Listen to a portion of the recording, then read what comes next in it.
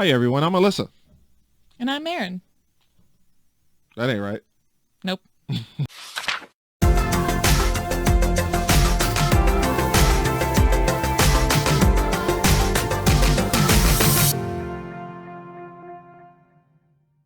We must have shrunk too. So there's that. All right, so here we are here to talk about some challenges that we faced. We hit a snag. We had a very rough snag. We learned a lesson. We learned not to put all of our eggs into one basket and to always ask questions. Read the fine print of everything. We ended up falling in love with the property by property number 2 when we were going house hunting and realized that that one was not eligible for the VA loan that we had been pre-approved for. So unfortunately, it's led us to either make a decision to find a different property or to find a different loan. And even that, as simple as it seems, was not as simple. Yeah. Being that we had minimal financing going in, not necessarily financing, but we had minimal funds going in. We opted for the VA loan because we didn't have a Large down payment. large down payment or opportunity to do a down payment. And we banked on that, thinking that we were just going to be able, because the pre-approval was well above the price of the home. Mm-hmm. Once we saw it, we were just like, yeah, this is going to be great. This is awesome. Like, there's nothing else that we need to do. Only thing we need to do is just put in an offer, and we got the money. So let's go ahead and make that happen. And then we realized with a VA loan that They require that the home is ready to move in. so being that the VA is a government-backed loan, they have insurance policies that they themselves make sure that they are in place before they allow military personnel or veterans or whatnot to move in the home, because they have to make sure that that they're going to get their money back or whatever. I don't really know the full scope of that, but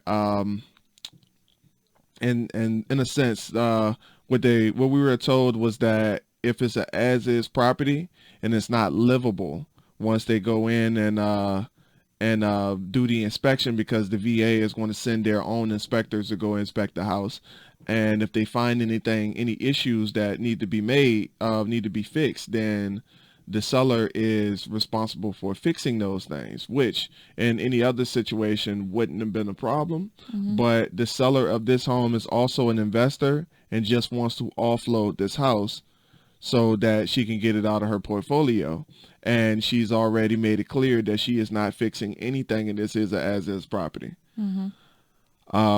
One of the options that our realtor gave us was that we could go in, we can get the inspection done, go in and get it and fix the issues ourselves. But it's always a big risk of doing that, because you don't know if you're going to get the property when it's all said and done. Like, you can go in and do all the fixes yourself and turn out to it still that didn't work, and you still didn't get the property. So you'll be investing your own money to do so, and that's definitely not an option right now. It's too risky to have that happen, and we couldn't possibly do that anyway, because you know we need money for actual renovations and stuff, and there's no telling what they will look at as unfit to live in. I don't really know what their process is of what that looks like. So we can't even say one way or another what they are looking for when they go into it. So only thing that we knew was that it didn't look that bad when we stepped in it. Right. So, like, we had the vision to know they just needed a few touch-ups here and there, mm-hmm. patches here and there, new paint, things of that nature. Yeah. And I've definitely lived in worse. So, I mean, that was just something that I was looking at like, yeah, I can definitely fix this up. We've been looking at videos and reading books and stuff on how to how to like do DIY things and renovations, like light renovation stuff like that. I even like learned a little bit on how to change a roof and like, things like that. So it's definitely Life Uncontained was a very useful resource. I don't know if they knew that they probably don't even know their videos are like that helpful when it comes to things like that. I'm like, yo, if this dude can do it just by reading like for dummies books, like I can definitely build a house with my bare hands. So yeah, it was a slap in the face. So our alternative now is to get a conventional loan, and we said on the previous video that we are pre-approved for 3 different loans, all of the same amount. And the stipulations on those are a little bit different. Now we have to come up with 3.5% down on the property, which is going to be a bit of a challenge. But we think we have a plan that may be a viable plan to get us in there. However, we have a lot of different variables that could potentially switch up our plans in not the best ways. Like the seller could choose not to pay the closing costs at all, which could definitely hurt us. And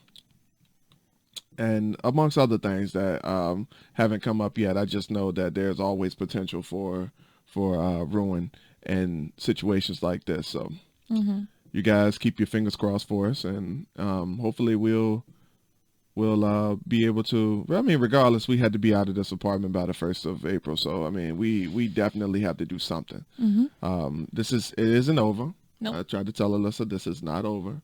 There is no giving up. As a Makram. Nope. There is no giving up. And we're going to move forward from this. And it's a lesson learned. So we're coming to you guys with the lesson as investors with no property. Yeah. It's going to be our title for the next little while. The investors with no property.